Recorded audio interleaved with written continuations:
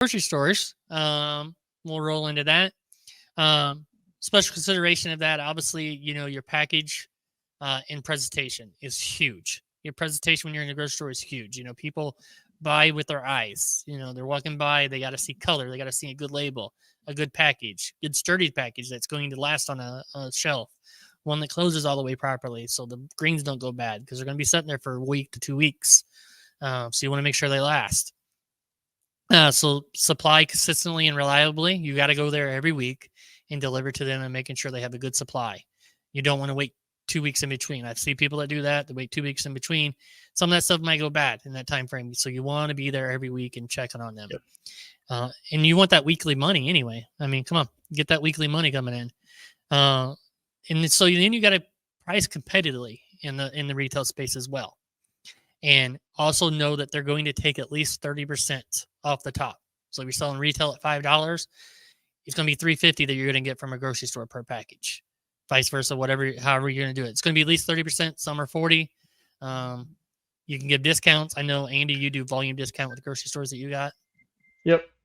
Yeah, and again, that's weirdly enough, it's dependent on what I think I can get out of them. If they're brand new and I'm like, I don't know, these guys are going to buy that much, I'll try and push that angle to try and get them to purchase extra. Because I know if I can get in there and do samples, if I can get a Facebook ad structure up and running to promote the fact that we're in there and hopefully get those people that live around that area to start shopping there, which has worked every single time. Then I know that they'll be fine, pushing that volume through. Because I know there's obviously the opposite of concern would be that you're giving them too much and they're throwing away a bunch and then they're going to cut their order back. I usually try and get the demand to meet what I'm giving them if I can do what I can to make that happen. So handing out free samples is huge because they're going to see your passion. You're going to be there to talk about your product, because otherwise, if you're not there, you're just hoping that somebody looks at your pack and goes, yeah, I'll take one of those. I'm willing to spend $5 on something I've never tried before. So that's the challenge, is getting people to make that purchase. Yep. But the nice thing is once you get in one, it's so much easier to get in another and another and another. Because like then you could say, well, I'm in this grocery store and they're selling 60, 80 packs a week or whatever. And you can kind of work your way into some of the other ones and make them see that, hey, there's actually a demand for this. But expect to walk in and deal with a produce manager who's probably never heard of microgreens before. So you got to kind of work your way around that. And, hopefully samples to them will help you accomplish that.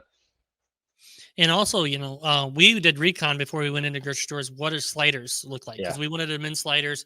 What was the width? What width the package could we get to fit in these sliders of their stores and all that? Because that's huge. You want to be in the sliders. You don't want to be down in the wells. You want to be in the sliders. That's going to make your product go faster. I know this is about pricing, but we get always go on tangents and talk about other things. But so we don't do a volume discount. We do just the $3.50 for the grocery stores. We also manage your sales for them. We stock and rotate and make sure they got products. We count how much they went through and decide what we're going to bring the following week and everything like that. And we do that with all our grocery stores.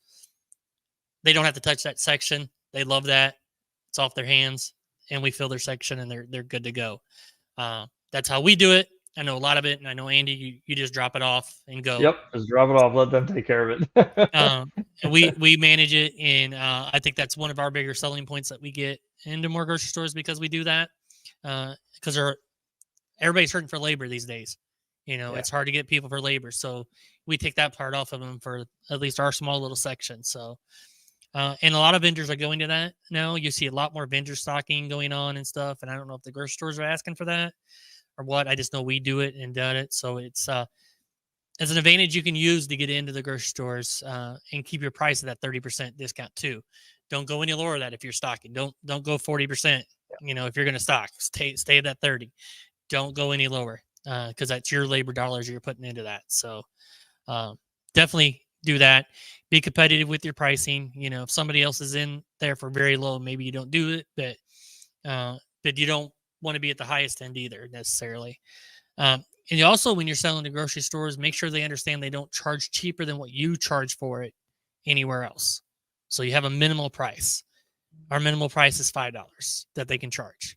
They can do sales and stuff like that, but their retail price has to be at least $5 because you don't want to go, which we're going to talk about in a minute. You don't want to go to a farmer's market and be selling it for $5, but it's $6. It's $4 at the grocery store. That makes you look like you're overcharging at your for you to get it there. So you want to make sure they at least charge the minimal price on that at the grocery stores. So $4.99, $5 they can do. Most ours are $5, $5.50, $6, some of them. So, and they sell well at it. We might change our retail pricing because of that, because they are going up and they're still selling them. So it's not a price thing necessarily. The grocery stores, I think people, it's like Andy said, getting people to buy your product that they've never bought before. So that's huge. Anything else on grocery stores, Andy? No, I mean, I guess the only other thing I would add is that, like, don't be afraid to approach a grocery store that already has microgreens in their shop. When we first started our very, very first grocery store, we landed in late 2020, about probably 5 months after we started, they already had a grower in there. And we went in and actually did a little recon like Mike does. And, we bought one of the packs, and it was red acre cabbage, which was one of my favorite ones. And we were driving home and we popped it open and we were eating it in the car, and it was disgusting. The flavor was so bad. We literally had to stop at the gas station to get something to drink to get the flavor out of our mouth. So I don't know what the heck they were doing wrong, but it tasted awful. So we put our stuff in there as well. Started out, and I think he had like 4 or 5 varieties. We were growing the same ones, but we were growing a bunch of others. And I said, I don't want to, directly compete, radish for radish, sunflower for sunflowers. Like, let's, just let him keep what he's doing. We'll put different things in. And over time, we gained more sales. They were losing sales. Eventually they fell off completely. Unfortunately, it wasn't my intent, but I mean, it is what it is. Yeah. So then we basically, once they were gone, all those varieties that they were supplying, we picked up overnight. So it worked out really well for us. But I mean, I didn't want to make the guy go out of business, unfortunately. But it is what it is. You can coexist in the same space. And it's kind of better that there's already microgreens, or they had microgreens in the past, because they work there. They know people know about them. So it's easier if you can get into a grocery store that already has them. Around here, people were already selling them in grocery stores here. They had some from another bigger company, and a lot of them. So it was easier for us, I guess, even though we're in the Midwest. You wouldn't think necessarily microgreens would be popular, but they are. And there's multiple people selling them here, some bigger growers out of Chicago and stuff we're supplying. So yeah, we were easy to get in, and then we're local. So, that's an easy transfer grocery stores too, because they're really focused on that nowadays as well. So use that angle, local. Yep. And make sure that's reflected on your labels, because you really want people to understand that that's a local product. And you could even mention like the city in which it's grown, if it's close to wherever you're selling. I mean, that's something they'll recognize and be like, oh, wow, that's right down the street. So definitely make sure you get that across when you're putting your labeling together, especially for retail. And local is considered 300 miles. If anybody doesn't know, that's so like local is a big range. So even if you're 100 miles away from the place you're going to deliver, it's still local.